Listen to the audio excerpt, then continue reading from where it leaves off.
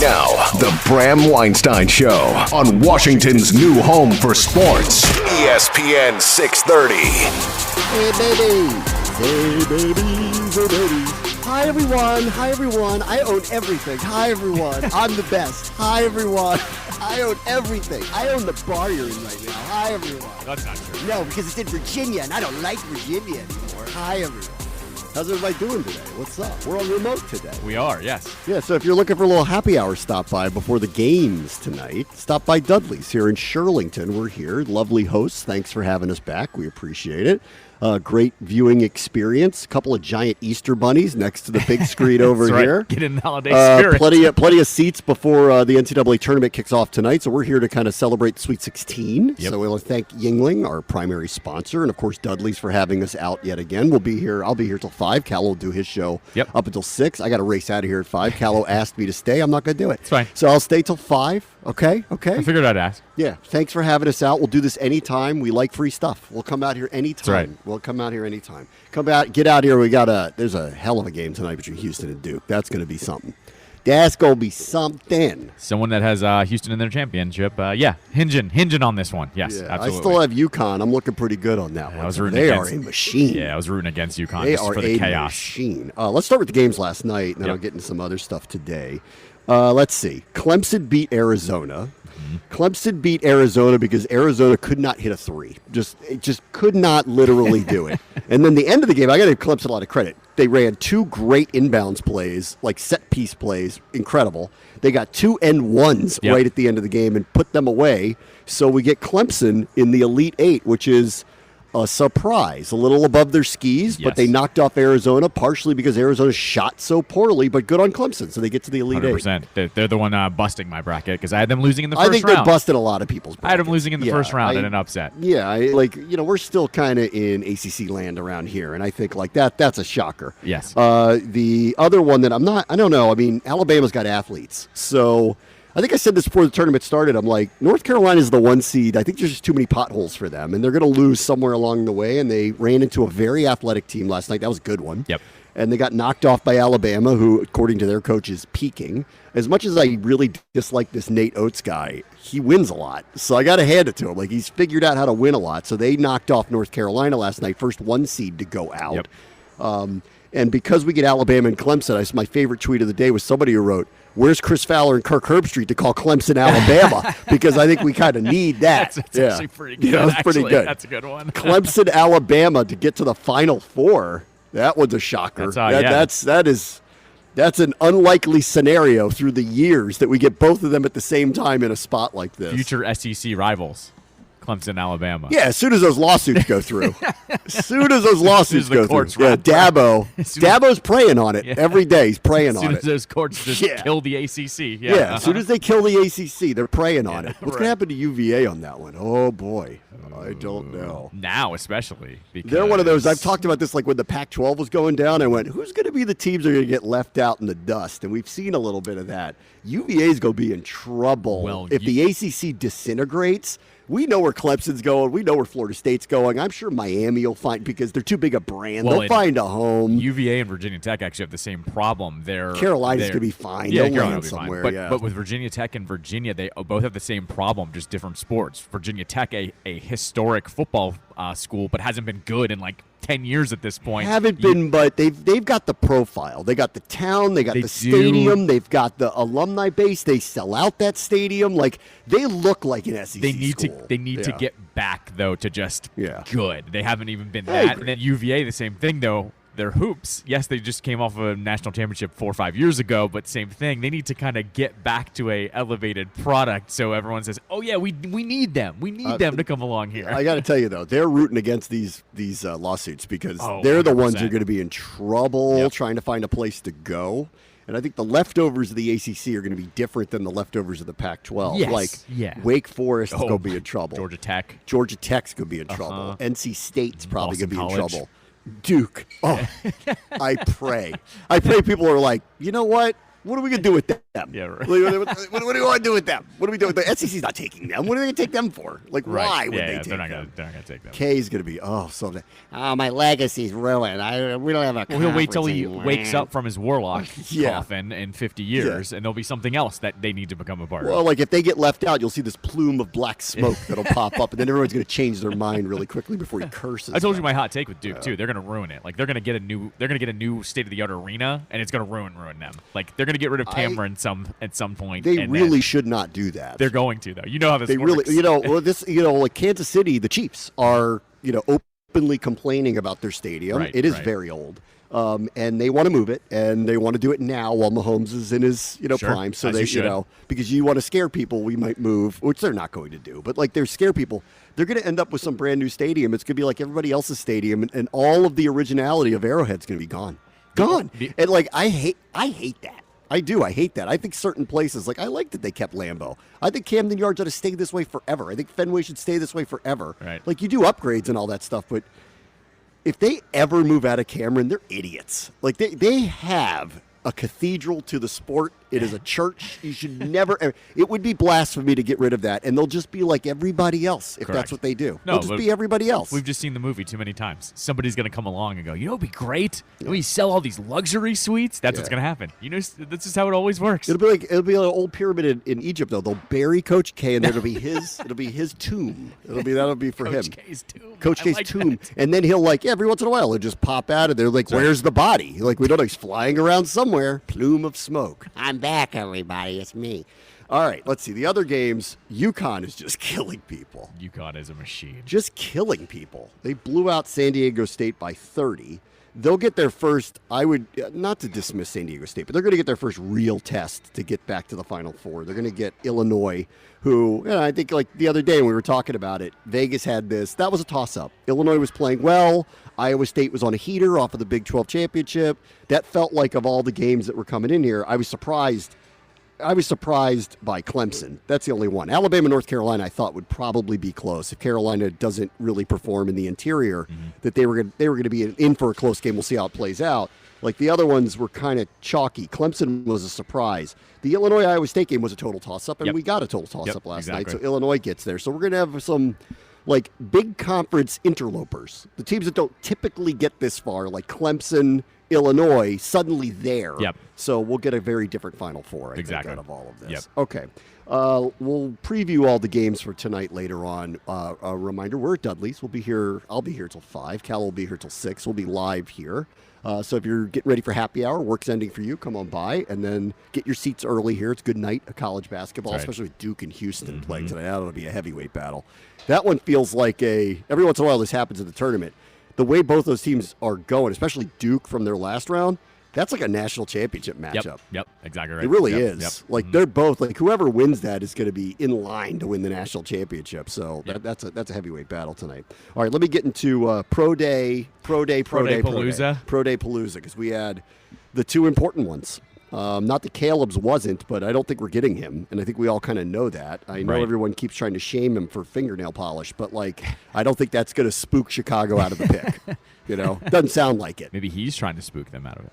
Maybe. I don't know. He keeps wearing it. I don't know. He keeps wearing it. He did. Did you see his little response video? Did you see that one? Yes, I did see that this I morning. like that. Where he was he's like, your girl likes my fingernail polish. Which I thought was a pretty good answer. Anyway, that one obviously was important because who knows, the Bears could fool themselves into taking someone else. But this does feel a little RG3 Andrew Luck year, where both are extremely viable draftees.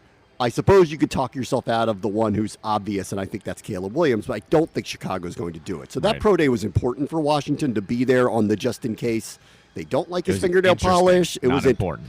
Interesting. Yeah, but I mean, the last two, again, these are Pro Days. So all these guys look good in Pro Days. How do they not? They looked a little shaky. Just a little bit. The first couple throws, and then everything was totally fine with him. So, again, I watched a lot, or as much as I could, of Maye's, because it is still distinctly possible that they're going to go that way. His was yesterday. Jayden's was the day before.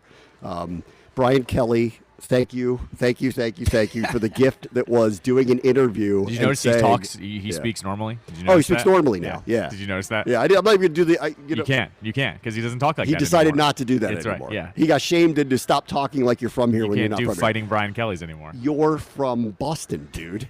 You don't sound like that. Like, why would you? Hey, You're not allowed to know. Who is that? That's just the guy from Waterboy. Yeah.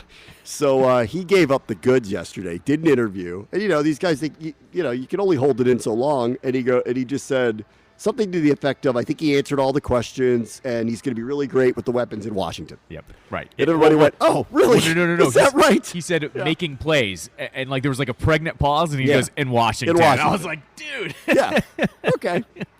Not that he knows the answer to this, but he probably knows the answer to this. Right. So I watched both of them, as much as I could. I didn't sit there and mainstream like the entire pro day, but I saw as much of the highlights and the interviews that they did. More than anything, I just want to hear what these guys say. And this goes back to Adam Peters said this when he spoke at the owners' meeting. He did an interview, and he goes, "This is a big decision," and it is. And the likelihood of both of them being what you hope that they're going to be is slim. Mm-hmm. Like, one of them hopefully will be, the other one may not. This will be an all-time draft if all three of them end up being really, really, really good. Of course, yeah. This happens every once in a while, like way back in the 80s. John Elway and Dan Marino and Jim Kelly were all in like the same draft, like all came out, and so they had Hall of Famers. And we look at this one, and everyone seems to think like that's a possibility here, but the likelihood of that happening, go ask Zach, Trey Lance. That whole draft, yeah. Even Mac Jones. Even Trevor Lawrence. Trevor Lawrence hasn't lived up to the 1-1 hype that he was drafted with either. Justin Fields isn't on the same team anymore. Neither is Trey Lance. Neither is Mac Jones. Trey Lance didn't even play. Zach Wilson, right. Zach Wilson. That's the crazy part with him. If they could trade Zach Wilson, which they can't, he wouldn't be on the Jets. Yes. But, I don't know how he's going to come back. They're going to cut him. Yeah. They're going to cut him. Of course, yeah. And then Lawrence, we'll see if they pick up the fifth-year option. They may make him play this thing out. Sure, yeah. I actually wouldn't blame them if they said, play it out. You play really well, we'll pay you. And if not, then we'll talk about it. We can always franchise you. We don't have to, I talk about it because someone was making fun of the Kenny Pickett draft. And all I remember was Pickett was the only one drafted in the first round. I think it was Malik Willis after that, right? The third round. Like the third round. But then everybody was onto that, and they said he's a project. Right. And he doesn't have the requisite size, and there was a lot there. But what I'm saying is everything you just named, and then Sam Howell was the fifth round, whatever. Right. And everyone's going, oh, that was one of the worst quarterback drafts. I go, not really. Everyone knew, though. Like, there's a difference between a bad set of quarterbacks and ones that just didn't work out. And that other one that we just mentioned with Malik Willis not working. He was a third-round pick, exactly. They took a flyer on the guy. Correct, and that's why I was like... They had Tannehill. They took him, and they're like, bring him in here. Right. We're not spending a big draft capital. If he works out, awesome, we have our answer. And if he doesn't, so what? It was a third-round burn. Right. Who cares? So that's what my pushback is that I think it was 2021, with the Trevor Lawrence, Mac Jones, Trey Lance... who am I missing? Justin Fields. That whole draft, that to me is actually so much worse because you had teams move legitimate assets to get all of those guys. That's right. And none of them are good. None of them are great. Lawrence probably has the best. Lawrence and Fields probably have the best potential out of everyone there still. But even then, Fields on his second team. Lawrence, we're talking about them not even pick up the fifth-year option. On raw talent, Trey Lance probably still has a real shot because he's a really good athlete. Yeah, so they're on raw talent, but the fact that, I don't know, I mean, what's going on with Dak is a little telling that I think it's the right thing to do by not extending him at this point and letting him play out the contract and make a decision on him after this year, depending on how it goes. But it could be a little bit of, let's give one more year to Trey Lance and see where we are with him, because we can pay him exponentially less if we think we're either going to get the same, outcome out of it, which I think is a big ask. Because Dak's better than I think he gets perceived, but at $60 million a year, you have to make really, really difficult decisions, and I think they're doing the right thing. Yep. In the case of where the Commanders are, I'll go back to what Peter said, and I agree with this all along. I have not changed my mind that I think Daniels is probably my preference choice, but it's not that I didn't buy when Merrill Hodge did the whole I wouldn't draft Drake Maye that high in general. I don't really agree with that. Like, I actually think wasn't it Caleb? I thought he was talking about Caleb. No, well he said Caleb isn't special. Don't call him Mahomes. Okay, but he said he is a first round caliber potentially. His pushback was, don't compare him to Mahomes. That's not fair. I agree with that. Like, I don't think anybody should be put up to a standard like that who hasn't been brought into the league yet. This guy might be the best quarterback ever. So, like, let's be careful. Like, he does things that look like Mahomes, but it doesn't mean he's going to be Mahomes, right? So I think, but he said, he goes, I would draft him very high, and in fact, I would use the number 1 overall pick. He said about May, I wouldn't draft him in the first round, and I don't agree with that. I think he is viably the second choice for them. Right. So, and maybe this is part of me hedging on, I don't know what they're going to do, and I do think this is a tough decision. And if you went and watched their pro day, I agree with you, there were a couple bad throws early, but there were just a couple bad throws early, and then he settled in, and he's got the crazy arm. He is, people compare him to Herbert. I don't see that. I actually think he's way more athletic than that. Like, he can move, and I don't know which way they're going to go. And then everybody's reading body language and smiles on Dan Quinn's face, and the way Adam Peters daps people up, like that means something. Well, we're looking for any sign. That's the we're whole looking thing. for anything because this organization hasn't said anything. They have, so. I think to their credit. Like, totally. Like with Ron and company, I could read the tea leaves pretty quickly, and they were leaky too. They were very. They were very leaky, and like, so I could get a pretty good sense of which way they were going, whether they were right or wrong. At least I had a good sense. I really don't know which way they're going to go. Well, speaking of the draft we just talked about, remember it was Kyle Shanahan loves Mac Jones leading up to the draft, and then he laughed. He said, we weren't picking Mac Jones. Like almost insultingly, like, we weren't picking Mac which I thought was mean. Which I thought was really considering mean. who they picked and what happened there. Right, because it was like, oh, you guys got all the answers, huh? Really? Right. You got lucky with Purdy. Like y'all got lucky with that one. Right. So we'll see. So off of these pro days, my opinion hasn't changed, really. I still think it's Daniels because of the athletic upside that is there and the improvement that was shown over 3 years of playing in 2 different schools. And I do think it's important to note he got better playing in a tougher league. Like, that's his improvement jumped. It'd be one thing if he went LSU to Arizona State. It's another thing he went Arizona State to LSU and got better. Right. Like, I actually... That's where all those defensive first-round picks are. They're all coming out of there. So, like, he played way better opponents on a weekly basis. He got way better. His stats, like, under pressure and on third downs are astronomical. And then, you don't need to be a scout to see his ability as an athlete. Like, he's a difference-making type player. But this will come down to, what style of quarterback are they comfortable with in their offense? And I think that we can't overrate that. Like, does Kingsbury want somebody like May who is more inclined to be a general pocket quarterback who can move? And he is every time I hear the Herbert comparison, I'm like, he is not Herbert. Like, he looks like him a little bit. He's got his size. He's got his arm. Herbert can't run like that. Yeah. Like, this guy can't run like Daniels. Nobody can in the draft. But, like, he can move. So when they said stuff like, we're going to run this offense, and Mariota's a big part of this because there's a lot of motion and movement, I said, like, everyone just heard mobile and thought Daniels automatically. And I went, slow down. Like, this guy can do that. So off the pro days, I am more confused than I was a week ago.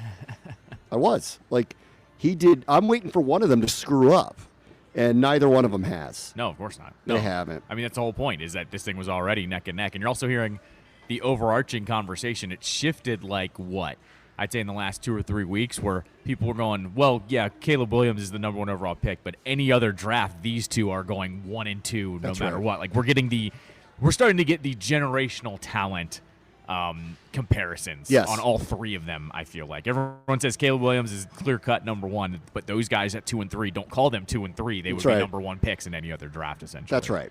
Like, so that's where I think we are. I don't think they're moving. There is a lot, and none of this is a surprise, but it's like it's all coming out of the woodwork. Minnesota already traded for a second first-round pick. Right. We know why. They're trying to get up into the top 4 and probably our spot really, really badly. Yeah. And then it's all come out now. Like, I'm not surprised that, Gardner Minshew isn't the long-term answer for the Raiders. They want to move up, and they want to get Daniels. So they got to talk to us about that. what level of offer are we going to get? The problem I see with it is neither one of those teams are high enough in the draft in return, even if they offer us a pretty substantial package and one that's hard to turn down, it just means we don't have our quarterback. So the only way around that, to me, is somehow some kind of three-way deal that gets us to 4 with Arizona if we really like McCarthy, because that's probably what's going. Daniels will be gone, either New England or whoever we traded to. We'd have to work something out with Arizona to be sitting at 4, and we'd have to really like McCarthy to do that, or we'd have to love Penix. But notice that Penix had his pro day, and we weren't there. Yep, exactly. Now, granted, I don't know why he held it on the same day as the others who are higher picks than him, but we weren't, obviously represented there. Right. Because if they loved him or secretly loved him, then I would buy the take the package trade down if they love him. But I'd think, if you're just reading tea leaves, Peters and Quinn weren't dapping him up and smiling like crazy at his pro day.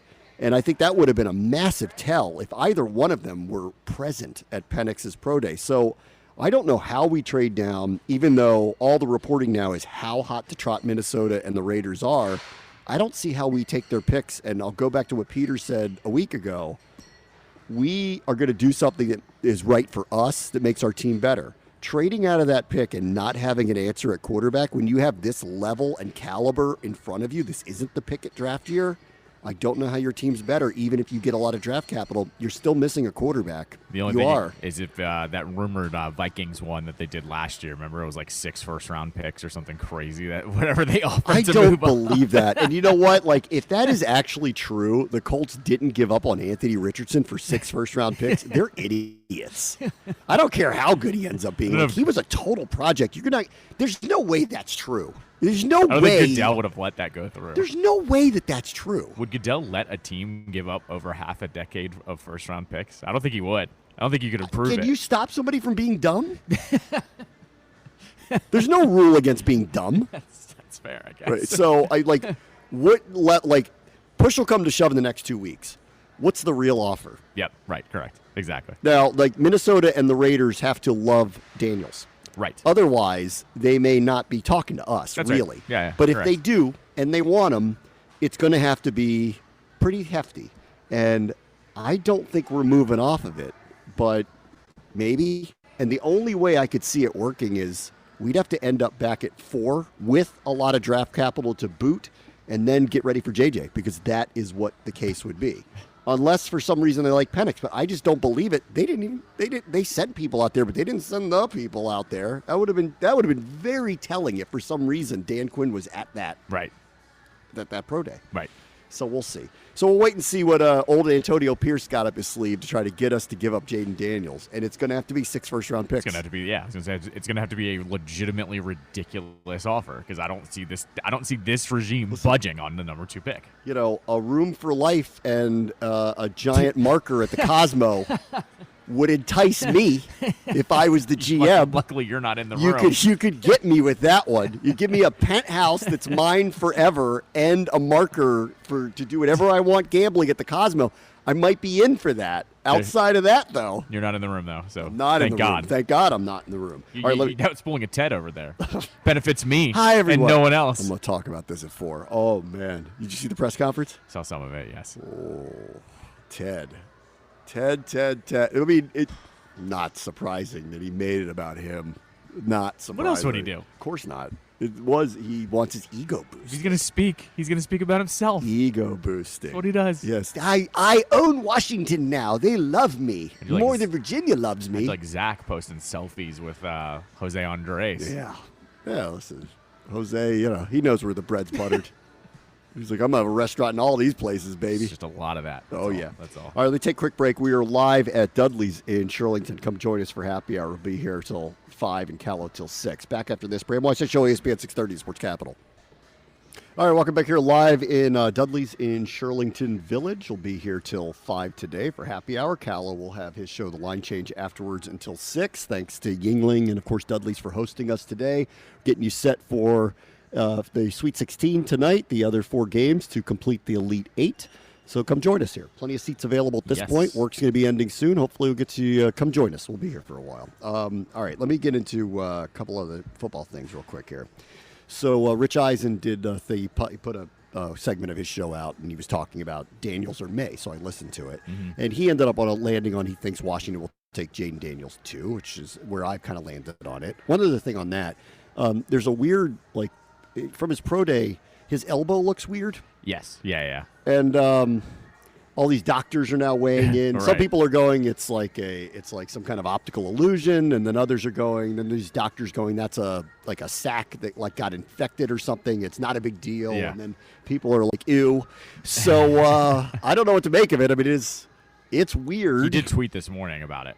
He was like, basically like, shut up, my elbow's fine. Yeah, Basically what he said. I'm not drafting him if his elbow's bad. Well, of so course. that's there's that. So like anyway, everyone seems to think it's fine. All right. So Rich says he said I think they're going to land on Daniels. No insight to it. But then he went on and he caught my attention with something he said at the end of this little segment where he said, well, whoever they select, but especially if they select him, Dan Quinn's the head coach there. He goes, I really think week 1 ought to be Washington, Dallas. Oh. And I went, you know what? Oh. You know what? Like, I don't think Where? he's wrong. I don't care. I really don't. Like, he's like, this is Dak's. Like, the storylines are crazy. Because they He's are like, due to start on the road. They've had, 3 home games in a row now? They have. So I don't care where. Yeah, like, yeah. and I also think it should be the Monday night doubleheader. Yeah, they do deserve to be back on that. Yeah. Dallas. I agree. Either locale. Mm-hmm. Dan Quinn, former Cowboys defensive coordinator. Jayden Daniels, Drake Maye, or whoever. Jayden Daniels, number 2 overall pick. Dak in the all-in, we kind of have to win year. McCarthy's on the hot seat. Should be there. Classic rivalry. Let's go. Should be there. You want to know why? First time Dan returns after the debacle in the playoffs. Oh, yeah. Their crowd is going to be nuclear against him if that happens, plus some of their former players. Yeah. I think in Dallas works. And you also, if you make it a part of the doubleheader, would you make them the first or the second game? Probably the first. Probably the. What time do they kick off? I don't remember. Because I think they're going to do primetime East Coast time if they're going to do it. They could also. They're not going to do the late game. They'll do a West Coast game for that, for sure. All right, that's fair enough. But either way, you wait the whole Cowboys fan base. You make them wait until the Monday night game. I mean, no, we have to wait, but it's more funny when it's them. So when he said it too, I went, "Does he know something?" Because he's obviously NFL Network. The schedule makers float that one out there. And you know what though? I mean, and I've been yelling about this forever. I hate that when we play them in the last game of the season. Yes. I hate it. Yeah, I terrible. hate it. Because invariably, very rarely, like the RG3 year it happened, but very rarely does that game matter for both teams. No, very rarely. You named something from 12 years ago, so 2 years in a row we play them at home in the last game, and it meant nothing to us other than it launched Sam Howell. I mean, that's it. It's the only reason behind it. And in both cases, Dallas was already in the playoffs and had nothing to play for. It was all. I mean, they technically did a couple of years ago, but only for seeding. They were already in, and they needed the Eagles to lose. So, they won't get away from this division matchup thing in Week 18. I hate it because I think these rivalries are better served just in different points of the season because I like when they mean something, and at any other point of the year, they always mean something. Right. And so I wish they would get away from it. And if we can get a Week 1 matchup, it means it is less likely that you're going to see them play each other again in Week 18. That's what I hope. So they could bookend the season. We did that once. Remember Philadelphia? We opened the season against Philadelphia and closed the season. That was Suddy Glove game. That's right. Yeah, Suddy Glove game. Opened the season. Wentz went poo poo, and then Suddy Glove game. Sack. Yes. Yes, that's right. So I'm with Rich on that one.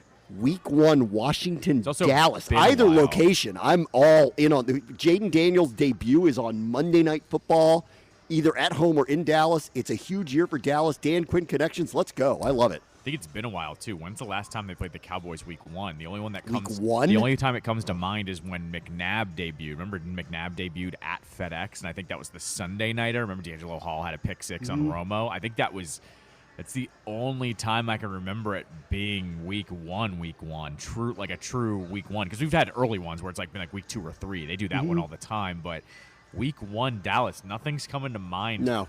either stadium either, because we tend to play them on Thanksgiving now. It seems to be the well, they unofficial do it. It's like now. every other year because there's some kind of rule where you can't do it back-to-back years. Got it. So they won't be on Thanksgiving this year. Not against them. We could be on Thanksgiving, Right. but not against them. Could be on Christmas. We Could haven't talked about that. Could be on Christmas. We could have Washington Dallas Christmas Day. That wouldn't be a shocker to me. Like, not only do they do Christmas Day, but they do a age-old rivalry. Like, or they could just be like, everybody watches us, we don't care. Yeah, that could be right, one of yeah. those situations. Like, I don't care. But I love this week 1 idea. I think that's great. I think that'd agree. be amazing to have that for week 1. Either locale. I don't care which stadium. So you'd have Thursday night openers, Chiefs versus TBD. Well, you got Wednesday I Brazil is thought the that was opener. Friday. Isn't that or Friday? Right, Yeah, right. so Friday, you got Eagles versus either Browns, Packers in Brazil. Right, Thursday's good. going to be opener. That's probably the Chiefs. Chiefs and someone else. Chiefs We and don't know somebody who. who's a playoff caliber team. Right, don't know who. And Right, then- don't know who. Then you'll get the Brazil game. Then you'll Yep. get all of Sunday. Yep. You'll get Sunday night football, which that could be Washington, Could be Washington, Dallas. Dallas, yeah. I think Sunday that would be a night, good one, yeah. and then the Monday night doubleheader, and that could be part of it. Yeah. So I'd love to see that. I think that'd be amazing. Well, I was gonna say, if we parse this out real quick, they're gonna want to put Caleb Williams probably primetime, right? Or in the His first opener? couple weeks, yeah. I mean, No you doubt. would think so. So I have to Are look they- at their. I got to look. Are they playing the Chiefs this year? That'd be an amazing opener. Let's see. Caleb versus Mahomes week 1. That would be incredible. I don't know which division they're playing. We're playing. Which division do we have this year? We have. I can't remember. Now I can't remember. Which AFC division do we have? I don't. It's not. I know we play Baltimore, we play the Cincinnati. South- So yeah, we're we play- playing the AFC North. and the NFC South, I think, right? Because we're in New Orleans. I'm trying to remember. So what does the NFC North? Do they play the AFC West? Because if they do, you could have Caleb and Mahomes. Away for the Bears. Their division opponents. No, they don't play at. What division do they play in the AFC? They're playing in the AFC. Yeah. They're playing the AFC South. Okay, so so we can't have that. So that won't happen this year. Caleb's first game is going to be nationally televised. It's going to be in a national window too. Here's doubt. their opponents. They of course have all their divisional opponents. Rams, Seahawks, Jags, Titans, Panthers, Patriots are all at home. None of those really jump out as prime time. Then away, Cardinals, Niners, Texans, Colts, Commanders. Bears, Texans. I think that'd be interesting. 2 young quarterbacks. I mean- you get Stroud on there. You need to put the Texans on primetime somehow. We're playing the Bears again this year. We are, yeah, here. Top 2 picks play each other first game. That could be it too. Yeah, that's actually That's not a possibility yeah, too. That's not. Yeah, it's not a bad idea. That's as a well. possibility. I love the Dallas one though. So I was all. And when Rich said it, I went, "What does he know? Yeah. What do you know? What are you talking about? What are you talking over about? there? How do you know that?" Let's see. Today, Good Morning Football ended in New York. In New York, yeah. It's coming back this summer from L.A. Mm-hmm. I don't know if you saw this. It was like 6-minute piece from Kyle Brandt, who I think has turned into a very good host. And he did it from the streets of New York wearing an I Love New York sweatshirt. And he was basically like, when I signed on here 8 years ago, he said, I got an 18-month guarantee. That's it, 18 months guaranteed. And we're moving from LA. Yeah. And I didn't know what was going to happen. And he's going on and on about 8 years later how great it is. And he thanked all the people you never hear of who he's worked with. And then he goes into, look, I don't even know what this new show is going to be yet. Oh. Okay. And he said, I'm going to be part of it, is what he okay. said. Got it. So he's going back to LA, I assume. And he described it as it's going to expand. And then everybody else who's on the show, like it's been some kind of giant secret about what it's going to be. That shows a hit. Yeah. So all of us who are in media are kind of like, why are you changing it exactly? Why are you moving it? Why are you shifting all the talent around? Like what's going on? And the first red flag is, please tell me you're not doing a debate show like all the other and entities. he actually mentioned this. He goes, we're a show that doesn't do that. Yeah, and right. He kind of insinuated they're not going to continue doing that. Okay. But I don't think they can, because I don't think the NFL would like that. No. I don't think they want the Skip Baylesses on there No. talking about how Caleb Williams and his fingernails bother him so much. There's that, also value of not being the debate show too. I agree. I don't think everything needs to be that. Correct. They're proof positive of Yeah. that you don't need to be that. Right. So I implore everyone to see this piece. I thought it was really well done, what he did, just to kind of say goodbye to New York.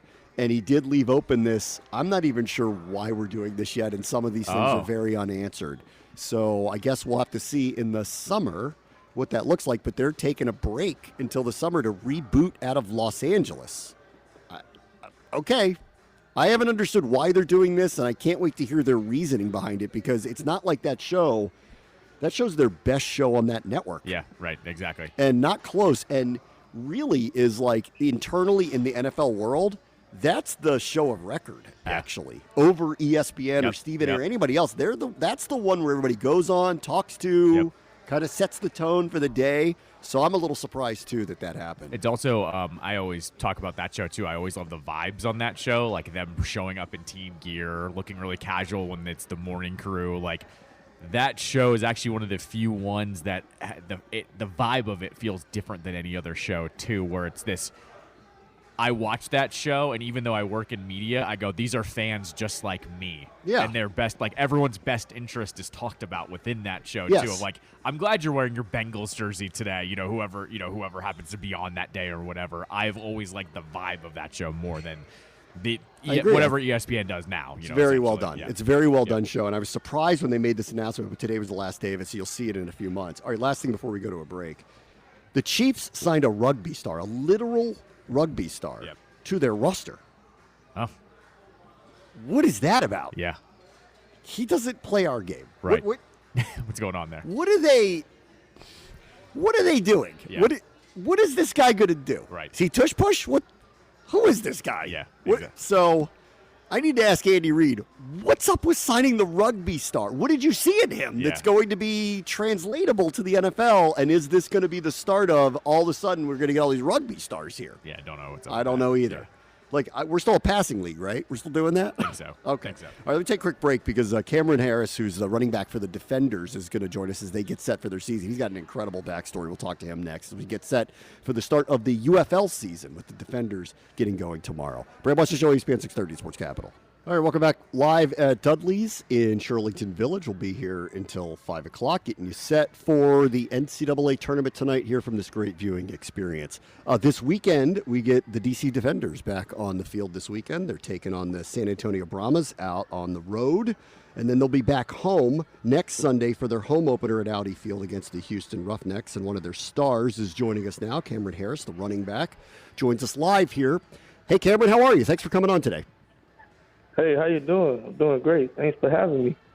All right. I want to talk about you a little bit because what an incredible story you ended up having at the end of last year where you got a call right before what was essentially the championship game to come off the couch, if you will, and play for them because of injuries. Can you take me back to the end of last season and what it was like getting this call to come in and immediately start playing? Oh, man. When I got that call, it was on a Thursday night, and I had to fly in Friday morning, and the game was Saturday. And they called me and says, "Hey, man, we need you right now. We need a back right now. Is you ready to play?" I said, "Yes, I'm ready to play." They flew me out, came out that Friday morning. As soon as I got there, I had to learn the plays. I learned them plays within the next 2-3 hours on the way to San Antonio. And once I got an opportunity, I took advantage of the opportunity that was given to me. So I saw that you got there so close to game time, they didn't even have your name on your jersey. So you had what, a blank jersey that you were wearing playing for the Defenders last year? Yes, they gave me a blank jersey, number 41. I feel like you should I feel like you should keep that now. Like that should be your thing. No name on the jersey anymore. All it was just motivation. A number don't matter to me. I'm just come in and do my job, do what I need to do.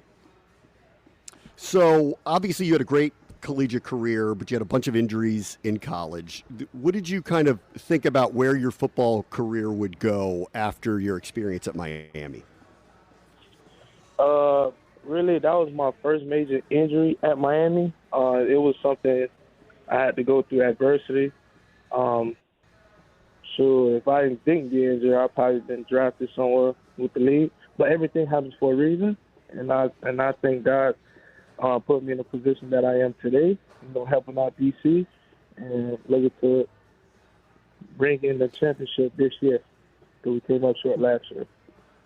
When you got the call, you hadn't played in how long? Like over a year, is that right? You hadn't played in a game? I haven't played in 17 months due to injury. I was just doing rehab on my knee. What did you do to stay in shape for that long? Just waking up every day, do some jogging, do some calisthenics, do a lot of stretching. Just keep your body maintained. Eat a little bit good. I'm not a very healthy person of eating, but I try to eat a lot of greens, a lot of fruits. Just keep your body in shape. Because a lot of times when you got so much time off your hands, and you just forget about you eating a lot of bad food and putting a lot of bad fuel in your stomach. And when you ready to get that call, you out of shape, and it goes from there. So, did you ever get to the point where you thought you wouldn't get this opportunity again, or had you always been in touch with teams? No, it just having faith. That's all. That's the main thing. Having faith and don't worry about the next day. I just take one day at a time, and if it's right for me, if it happens for me, and I take advantage of whatever opportunity that's given to me. And then, so you show up, you hadn't played in 16 months, you barely know the plays. A week later, you're in a championship game to get to what was then XFL championship, and you ran for 2 touchdowns. Yeah. How in the world did that happen? It was just a blessing, Like I said, everything happens for a reason. If it weren't for the Lord, I wouldn't be here right now. It's an amazing story, and I'm still trying to strive and push for success. Not only just for me, my family, my teammates, my coaches. I just want to be there and be a leader for this group, for this team. Tell me a little bit about this team this season. You mentioned how close you guys were to a championship. You guys got to the championship game a year ago.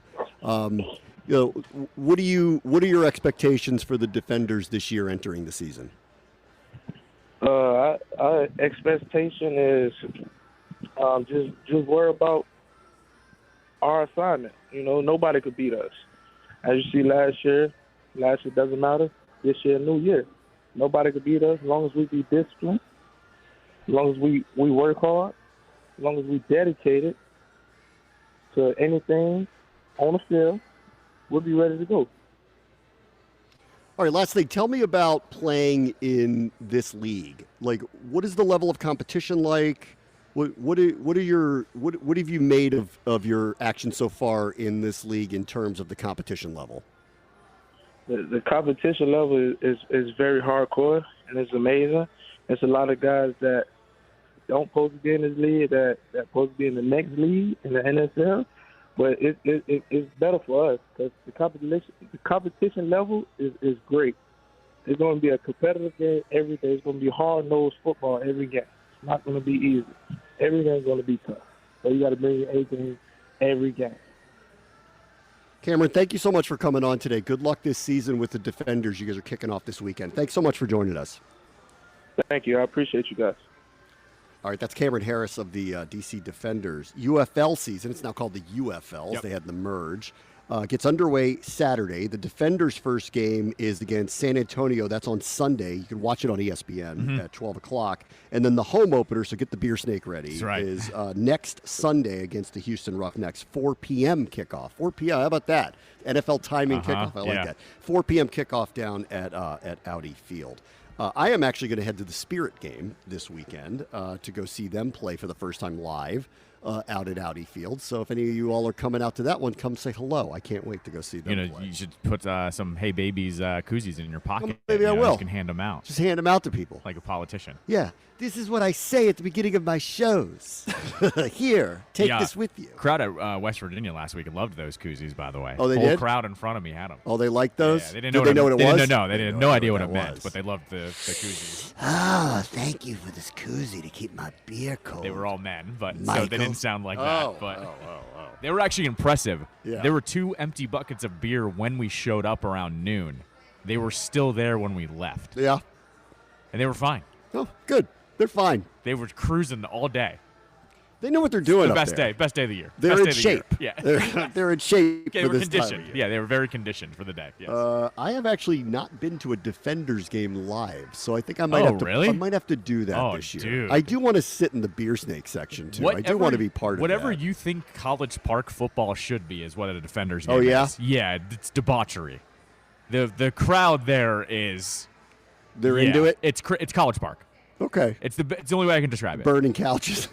If the Defenders, Not yet. If the Defenders won the championship at home, you would see a couch on fire down in Navy Yard. Yeah, absolutely. You think so? Yeah, 100%. We're not advocating for that. No, but I'm just saying, people get pumped. Yeah. Real pumped. 4 o'clock, by the way. That's a lot of pregame runway. That crowd's going to be nuts. 4 o'clock. That is a good runway. You know this. They were throwing lemons week 1 last year. That's right. Yeah. That's This crowd, sneaky College Park crowd. Okay. That's what this crowd is like. I don't mind. Like, we don't have a lot of that. We don't have the crowds that kind of. This is why you make fun of me. And I love Maryland basketball because people are like that. No, this is what I say about Defenders games. I think it's just made itself an outlet for the debauchery of fans here. Because look at all of our teams. Commanders, people haven't really gotten a reason to get too pumped about it yet. Then you have the Caps and the Wizards, who are proper, right? Can't do anything like that. That's crazy there. And then I think there's the Defenders that are the in-between of let's get crazy because it's outside. Yeah, why not? I think that's just what happens. Yeah, why not? Yeah. All right, let's go through opening day here for a moment while yeah. we have a minute before we get to a break. The Nationals lost to the Reds in their opening day. I don't know if you saw the clips of what was happening outside their stadium, but boy, Cincinnati's into the Reds again. Well, that was it's opening insane. day. It's opening day, too. I feel like opening day is always The a streets holiday. were like, unless that was AI generated, was like flooded with Right. Reds fans Yeah. downtown Cincinnati. So they're pumped. No, I mean, look, I And think our team is what we thought they were. So that's what I was just about to say. The Reds also have a team that they can root for now with stars, and this is 2 years after their owner said, "Where else are you going to go?" Right? and he's like, and he proved to be right. He was indeed correct. Proved about to that. be So, right about that. Yeah, I always think opening day always draws a good crowd, but especially when you have stars to root Yeah. for now, that happens. As for the Orioles, Corbin Burns, welcome. Nice to have you. Awesome. So Sick. I'm going to get this stat wrong, but I saw this tweeted last night. I'm always amazed with how many games are played and how many years the sport's been played that anything could be broken or changed. Yep. But apparently Corbin Burns is the first pitcher since like the 1930s to start for a new team. Yep. So he has to be established, not his first, not his debut, but start for a new team and give up 1 or less hits and have 10 or more strikeouts in the same game. And he did that in 6 innings Right. as they were, boat racing Angels and didn't even have to let him go the distance. They pulled him. 11 strikeouts, 1 hit, which was a home run. That's it. To Trout, one by the hit, way. To Mike Trout. a Which is home fine. run, and then they just ran away from him, and the Orioles got off to the start I guess everyone expects them to. I mean, my expectations for them are just so off the charts. Like, I expect them to win 100 games this year, period, if not closer to 110 when they add someone like that, because they haven't had that in a long time. I talked about it yesterday. Their over-under in Vegas for the season was 90.5. Yeah, that's a high number. The Yankees also are at 90.5. And all I could think was, those are not two equal teams. No, they're not. The Orioles are actually like a head and shoulder above what the Yankees I think are. the Orioles should be the favorite in the AL. I don't even think that. Yes. I mean, I guess maybe Texas, but because they won. But Right. but that's it. Right. Nobody is that considerably better in the AL that's better No. than them. No. And I will get, hats off to our boy Soto, who had a hell of a first day, too, up He in had New this York. fall in love with me day one moment yesterday. What are they paying him after this year? A lot. $750 million? Yeah, It's probably going to top Shohei's. Gotta be. Well, I don't know if it'll top Shohei's, but it'll be a lot of money. Yeah. 600 mil. Easy. Gotta be. Easy. Yeah, Easily. gotta be. That was a good start for Yeah. them. As far as our boy Jeff Arnold, by the way, yesterday, because they're just joking around by the 7th inning. Yeah, 'cause they were killing Because they were killing him. Yeah. Jeff Arnold did say on the air yesterday that because he just got engaged, that they will be playing John Denver, thank God I'm a country boy, at his wedding. Well, of course they are. Because, he said it on the air, and he goes, I think we're going to do that. And I go, think? Yeah. Jeff. Come on now. Come on now. You got to. think You you're have gonna to. do that. Tip of the cap, and Josh Harris, this is a nod to you too. Yeah. David Rubenstein, the new majority owner, bought everybody at Pickles a beer, which was the Harris move. Yes. The second the sale Yes. went through, he bought a beer, remember, for everybody down at the bullpen down by good. Nats Park. That's the equivalent. When they were at the party, and he did the same thing at Pickles, and the shots at everybody at Pickles were amazing. He incredible. was so happy. Did you hear the O, by the way, for the anthem. It was like the loudest O of all time. Yeah, check out that video when you can. We'll talk about Ted. Oh, Speaking Ted. of owners. Yeah, we'll talk about he hasn't bought it. You should buy some beers for people, Ted. Where does he buy the beers? Huh? Where does he buy beers? At my new home and gallery place, because I own it. All of it, Michael. Did you know that? I own Gallery Place now. You want to know why? Because I'm special. Talk about that next. Bram watches Show ESPN 630 Sports Capital. All right, welcome back here live to Dudley's in Shirlington Village. I'll be here for another hour. We're live, getting you set happy hour, and of course, a great slate of games in the Sweet 16 of the NCAA tournament, headlined by Houston and Duke. We'll do some picks later today. Thank you again to Yingling, and thank you to Dudley's for hosting us once again. It's lovely to be here. I'm starting to feel like this is our home base. I like it out here in Virginia. Bit. I like Virginia. I still like Virginia. Ted doesn't like Virginia, but I love They're dead Virginia. to him now. You're dead to me. You're dead to me. Let me read this Axios piece. Interesting. This Axios piece of a breakdown, which is a nice little summation of how did Muriel Bowser and Ted Leonsis get back together when it seemed like all was lost and the Wizards and Capitals were going to move to Potomac Yards. And I think if it wasn't for Louise and Richmond, I actually do think it would have happened, but she stood in the way, and then it politically got tough, and then everybody quit on it. Well, and let's be honest here, too. For a guy like Dan Snyder, it doesn't matter what the fans think, but I think Ted also saw the fans freaking out. Not just being opposed. No doubt. But freaking out at what he was about to do to the city. And I think when we talked about this for a while, and I mean this like, it's just part of his personality. It's not meant to be mean. Like, I love Ted, but like, he is thin-skinned. Yep. He is very cognizant. Cares about his legacy. Yes. He's very cognizant of what people think of him. Yep.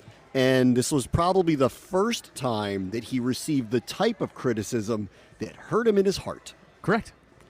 First time. And he's been an owner here for a long time to not feel that personally, but he made a decision that, I don't know if he's misguided or he fooled himself. He didn't think there wasn't going to be pushback. The second this came out, I'm like, I was on his side a little bit. I'm like, I get why you're doing it, but if you don't think that there's not going to be some pushback, especially ethically about what this means for downtown Washington, D.C., then you are misguided in how you think this is going to play out. And there was pushback, and the type of pushback that got to him.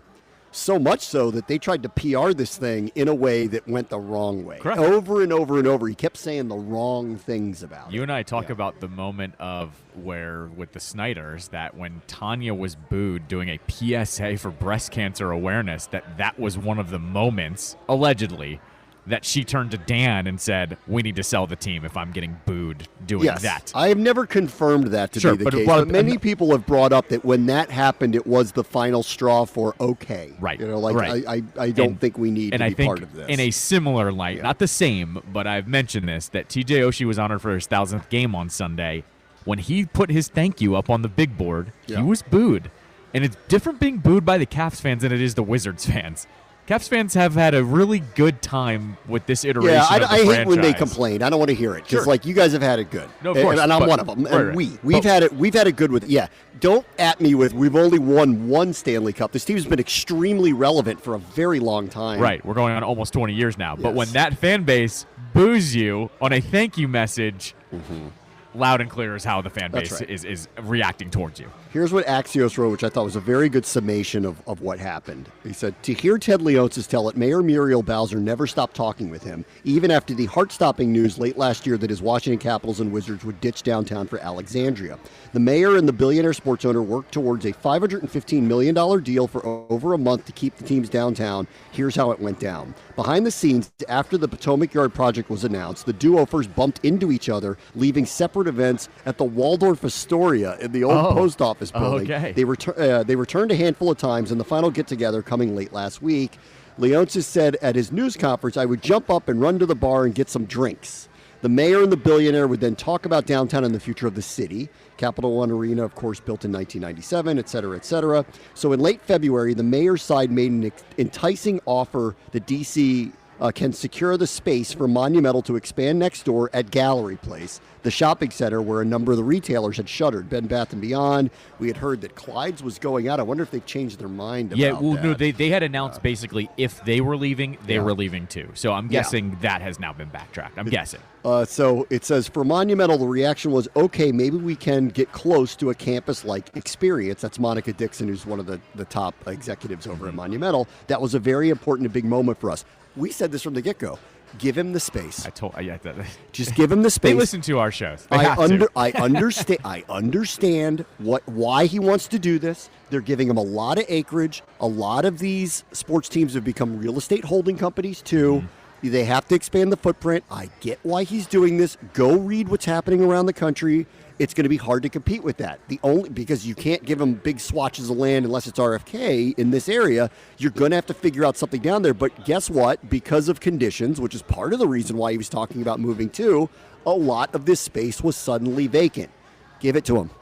Yep. Give it to him. Yep. Or consolidate. There's some way to figure this out, and they have. So, Gallery Place, which, as you know, has the movie theater in it and all those other shops, and there's been a lot of issues down there with filling the space with leases and all the, all the space down there. Yep. All of a sudden, they figured out a way. Now, this is a little tricky. They're selling it to a company that is going to work with Monumental to put it in there. It is possible, it sounds like, that the Wizards practice facility will be in there. Or whatever else they're going to make Wizards land, whatever they're going to expand the footprint down there. But this is what we said immediately was like, you have a lot of empty space. You need to get something in there. Give it to him. Yes. Or give him favorable terms. Correct. And give it to him. Or give him something around there. So the mayor listened to all of that and clearly did this. And so that was good step one. And then he said this. More than 100 miles south, an arena stalemate was occurring between Governor Glenn Youngkin and the top Democrats, with time running out before a March 9th legislative deadline. A chatty raconteur, Leonsis credits Bowser, who is notoriously guarded, and declined to offer details for this story for continuing to pitch the city's offer. He said, she could have just stopped talking to me, and I would have stopped talking to her. Bowser said at the press conference that they were in touch throughout, but lying gossip that the two had an icy personal relationship. He said during this press conference the other day, which I thought was a really funny line, he said, when I went to Muriel Bowser and said, I'm leaving the city and going to Virginia, her answer was, no, you're not. I didn't hear that one. Yeah. Wow. Great line. Okay. Great line. And if you watch this press conference, too, the tough one of the two is the mayor. Yeah, I believe that. Yeah, 100%. Like, it was pretty clear, like, who's cool, calm, and collected through this whole thing? She was. Right. And she had a lot to lose in all of this. She also was. A lot to lose. She also, though, had the public behind her, she knew that. wanting to keep them in the city. Oh, yeah. So that was a lot of weight. Okay, piece goes on. Stretching a marriage metaphor, Leonsis this week sounded like he was renewing his vows with the city. Quote, you date, you call each other, and you drop each other little notes, and then you go to dinner, he told Axios in an interview. And then he said this, I think she sensed there was an opponent who may not be wooing us. She played the opposite. As the Virginia deal hit roadblocks, Leonsis said that Youngkin told me to go talk to D.C., acknowledging that the two only had a handshake agreement in Alexandria, which for Glenn Youngkin, because it was slipping the wrong way. That's right. Youngkin screwed up with the Democrats. It was split government. I said this from the get-go. There's no done deals in split government. You have to go do this. And then I would hit Ted, and I'm like, how could you not go to them and start talking to them about the benefits of this and talk to them about what do you need me to help you with if I can help you to get this across the finish line? And apparently he never did that. Yes, so I didn't understand that throughout the whole process. Like, what did you think? This woman was just going to roll over, or the Democrats were just going to roll over for you? Nobody gets anything without getting something back, and you weren't offering them anything. It was also something I came to the realization 3 weeks ago, how he didn't at least have a report come out saying Monumental is exploring leaving the city. Not just say Virginia, but say exploring leaving the city, which then opens the door up for Virginia and Maryland. So it doesn't look like you're texting Wes Moore in the middle of the night, you up, Wes? Because that didn't work out either. Well, that was stupid. Because, I mean, like, these deals take a long time to come together. What do you think he's going to be able to, I can give you whatever we were going to give the Commanders tomorrow. Right, like, exactly. 8 million people need to talk about this. Yeah. So he goes on to say this. Between the lines, there was no love lost between Leonsis and Virginia State Senator Louise Lucas, a flamboyant Democrat who takes credit for killing the, quote, Glen Dome. The two had hardly crossed paths, meeting for the first time in a Richmond hotel earlier this month. why didn't he lobby her? Which is a big question that I had, Yep. and they asked him this, and this was his answer. It's not my job. I'm a businessman. I'm not a politician. You are in this case. If you really wanted this to happen, why wouldn't you talk to the key stakeholders who hold the keys to whether it's going to happen or not? What are you talking about? Do they not think Josh Harris is going to get in front of some of the politicians? Like, Come on. What Josh Harris is like, I'm calling this Louise lady tomorrow. That's right. Yeah, exactly. Let's see. State Delegate Luke Torian, who was at the March 6th meeting, told Axios that Youngkin had asked Leonsis not to reach out to General Assembly members. Oh, man.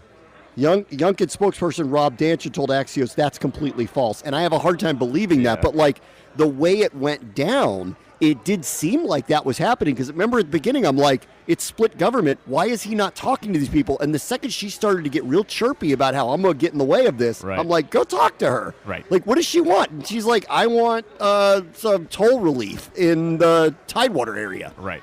Okay. Well, you can't, to get this done, you can't do that? Right, exactly. What are we talking about here? Yeah. And if he actually listened to that, then you're right. You aren't a politician. That's correct. Yes. With the governor failing to advance the deal, Torian said lawmakers felt strongly that Leonsis and Lucas meet. Leonsis says he was eventually told to go see her now. It was too late. Yeah, it was already She done. was already dancing on the grave of it. Yeah. Still is. Still yes. is, by the way. Her tweets are ridiculous. Let's see. Lucas left unmoved, and this is what she said to the Richmond Times-Dispatch. He treated me as if I was invisible. That's what I said. Yeah, right. Exactly. What, she has the ability to block this. How you don't understand that you need to have a relationship with her makes no sense to me at all. Yep, right. No, exactly right. Leonsis was unimpressed, and he said this, and this is where we'll get to the crux of this, and this is the sense I got off of this press conference the other day. He said this. I mean, it just doesn't feel world class, he said about the Richmond politicking. You don't treat big, important companies that way. There's a lot to unpack from that. Correct. Listen, he said it at the press conference the other night, too, and he reiterated, my company is worth $6 billion. We're a very important company. He pointed out, we're one of the biggest in the area. We're top 5 or whatever in the entire area. You don't treat me that way. Right. Well, if you want a huge parcel of land where the public has to decide whether you get it or not, and I don't care how you finance it, and it's going to be financed by the taxpayers in some way, shape, or form, I don't know. Maybe you need to go talk to everybody about it, and we don't just have to give you whatever you want because you're Mr. Big Important. That's right, exactly right. But he's even saying out loud, and this is what I go back to from the get-go, I go, it's a very thin-skinned person. I don't mean this in a mean way. It's just his personality. He's sitting there going, I want to do this. I'm Mr. Big. Why are you standing in my way? Don't you know I'm a good guy? Right. And we're all like, but you're making a big ask here, man. And in a political climate where people are sick of billionaires asking for handouts too. Like you are the enemy for a lot of people, whether you like it or not. I mean, you're going to live your life and you're going to run your business the way you are. But the second these things come about, people go, why are we handing a billionaire a big tax relief when you're worth $6 billion? That's why you're not treated, like this big entity. He tried a couple times. He said during the press conference, he said up front, I'm willing to take questions. And he said, I want to talk about DC, is what he said. I want to talk about DC, and I don't want to talk about Virginia. But all the questions were, what happened here? Because it all came up and fell apart. Correct. It felt like very quickly. And he didn't really want to go into it, but he reiterated that what he told Axios, which is like, they didn't treat us right. They didn't treat us like the company we are. It's too small-timey for us. And I was like, wow. That's an interesting way to put that, considering that you went out of your way to say you wanted to go there. Right, exactly. And listen, I'm all like, and he did at least admit, he was like, there were missteps. He admitted that. And like when you end up. You and I talked about it from the beginning. The PR was, off. Very honestly, terrible. Yes. Because even I said, all you needed to do was say this is about land. That's really all you push this as. And he all of a said sudden, it in the press conference too. He said it's 70 acres. And we're like, and I'm like, right. And I like, that's why I the understand throwaway. why you're doing it was this. a throwaway in the entire operation. Like, not everybody's going to like you saying that, but it's way better than saying we're a solution to traffic problems when you're the complete opposite of it. Right. Or this attitude of, don't you like me? Don't you think I deserve this? Right. Why would you take this away from me? And we're all like, dude, you're a human being too, man. Like, what? Come on. Like, we all get you're really smart. You've built a nice business. We like sports around here. We want to see our teams thrive. We're all for that. And I get, and being in this business, understand the necessity for growth. And growth does come with real estate. And that's why I thought DC's in trouble here. What are they going to be able to do to give him what he believes he needs to be competitive in the long term? And that's why, like, all along, I'm like, all the things that were happening downtown and coupled with this new modern, you got to have a real estate holding to really be competitive. I understood where he was coming from. But, like, he didn't position it that way, and he's made it. And then, like, he kept trying to act like, don't you like me? Right, correct. It isn't about that. Well, that's it isn't about that's what he's about, though. I know. So I know. This is what we all all arrived on to him to. from the get-go. I'm like, this is about him. So and everybody realizes this is going to enrich your group. And listen, we're all for having the best of the best and having competitive teams and wanting to have, like, I'm not against that stuff happening. But it is to enrich your company. We all know this. And if you want that to happen, then you have to tell us the reasons why. And don't make it because, how could you say no to me? I'm Ted. Well, I think at some point, too, the realization must have settled in. Not only am I going to move to a place where apparently I'm not treated like I'm a big deal, Correct. My fan base is going to hate me, too. Yes. And I'm in a lose-lose situation. I might as well go back to D.C. where the fan base will eventually forgive me, because they will, and the D.C. government this is a also blip in the will. radar. Yeah, exactly right. It's a blip on the radar. We're not going to talk about this for a long time because they're locked in now till what, 2050? I think is the new agreement. So I mean, yeah, he's going to be. He pointed out. He goes, "I will be 100 when the lease is up." Exactly right. So he's like, I ain't going anywhere. I right. promise. This is in Zach's hands now. Yeah, he's like, I took a shot at something. Y'all didn't like it. Yeah, right. Exactly. And I'm gonna get out of this. Yeah, right. And you know what? Like, I'm fine with that. The right result occurred here. And you know what? I was yelling at the district leaders. I'm like, you all are the ones that are allowing this to happen. Correct. Actually, like, don't you understand? One, this is extremely enticing if it goes through. Two, he does need this space to, like, operate effectively into the future competitively with his teams. I wouldn't turn that down either if I was being offered that from the state of Virginia. So, like, what are you going to do to entice him to stay other than tug at his heartstrings and say, ethically, you're screwing up the city? That's not going to cut it for me either, which means, where's your public money and what are you going to give him? And I know you can't give him 70 acres, but you got to meet him halfway, and they apparently did. So I want to give Muriel Bowser credit now for, like, under the radar, not going after him hard, Yep. right?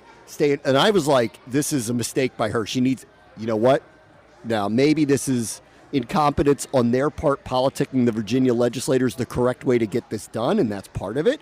But the other part is she did get this done without making this a pissing contest. Mm-hmm. She Yep. did do this quietly under the radar, did get it done, and she got to stand up there, and she wasn't taking victory laps about it. She was just basically like, this is where they belong, and we made it happen, and period, that's it. And it's what's best Don't for the worry city. about don't worry about, like, the last few months. We don't care. That's a negotiation. It happens. Not everybody's going to like each other through the whole process, but guess where we are? We got to the right result. So as much as I criticized her Yep. for what was happening through all of this, and I felt like she was the one who needed to step up and do something about it, she did. And ultimately got him the public money that made him happy and is giving him the space to expand the footprint, and that's all well and good. Because the reality is, too, and I'll give Ted credit with this, when they have done things to expand their footprint already, they've done it at a very high level. That's right. That is very, forward-thinking for the fans. Like, I'm not totally against him. I think what he has done has been very good. I'm not surprised that his position is like, I'm me, and that's why you love it. Yeah. But like, that place where the Mystics play is nice. Yeah, right? Exactly. Yeah. They've done a lot of other footprint things in the community. As a member of the media, I love what they built. Like, nobody's investing in media properties the way that they are trying to do so with this new studio that they're doing. So, like, I don't dislike Ted. I like him a lot as an owner. I think he took a shot at something. I understood why he did, and I'm glad that we came to the right result, which is it would have been devastating for downtown D.C., but D.C. needed to come to his aid to help him be the anchor that he's supposed to be for the city. This is a partnership, and it did feel like they met him halfway. So I'll give Muriel Bowser a lot of credit, and, this is, if for Virginia, it's ineptitude. I mean, that's all it is. They should have these teams. Correct. They screwed up. The governor screwed up by saying, whatever, ignore the person who could stop this from happening. Mm-hmm. And Ted screwed up if he really wanted to go there to like not engage with her and engage with other people across the aisle and say, listen, we want to do this. Let me explain to you why this is going to be beneficial, whether they believe it or not. And then say, okay, what are your reservations so I can help broker this? Right. Since you are a businessman, broker it. And I think fortunately it didn't happen for the city because I think all of us preferred it to end up staying where it stayed. No, of course. As I said, it was like it was deja vu. It was, you're in a perfect location already. In this city, location matters more than the actual facilities. Getting in and out for game days is more important than the actual product in some cases. So the fact that they are going to remain where they are is honestly the win-win-win-win for everybody involved. But the other factor here with them too is, did you notice some of the things that they're going to do? They said, we're going to get the Wizards practice facility in that extra space now. Notice there's not a new Capitals facility. Like, this is exactly what you and I had talked about. The Capitals don't need a new practice facility. The one in Arlington's perfectly fine. In fact, Ballston is a great place where they've actually kept that mall in business and changed up the mall so that the ice rink can stay there. Yeah.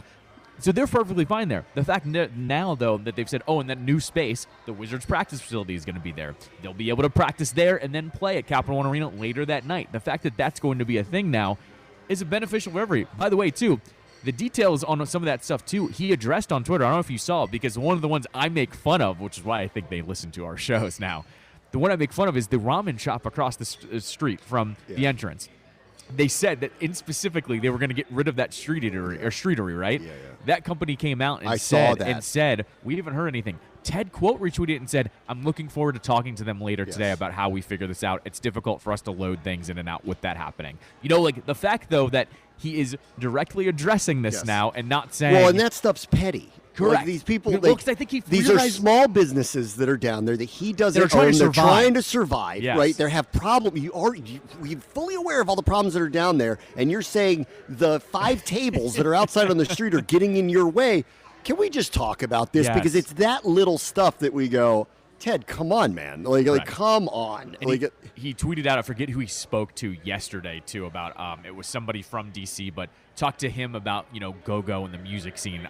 I can only imagine that was being brought up to him because he was the one saying it was too loud outside of his window. So I want to give Ted an ounce of credit here that he is at least pointing out towards the things that we were saying, dude, you really care about these 3 things? The fact that he's addressing them literally on social media, I'll give him credit for that. He's trying to smooth this all over. Yes, he's going to smooth it over and whatever. He described it as missteps. I agree. It's just missteps. What's done is done. It's over. Let's just all move on. He's staying where he's supposed to stay. And the reality, too, is I know Capital One Arena's getting older because it's 25 years old or whatever it is now. But, it's not a bad arena. And that was the other part of it where it was like, you don't need a brand new. Nobody thinks you do. You have a good arena in a great part of town. Correct. That's exactly what it is, and that's, like I said, that's just as important of having a good arena is where it's located. And the fact is, you're in a central location that everybody can get off and not transfer. By the way, that's right. Because that was a talking point. But you were at a good arena in a great location. Thank your stars that you're there because you would never be able to get that done in the modern day anyways. So I'm glad they're not leaving. The PR team is psyched. This is good PR now. Yes, right. They're reiterating things everybody wants to hear. However we got there is however we got there.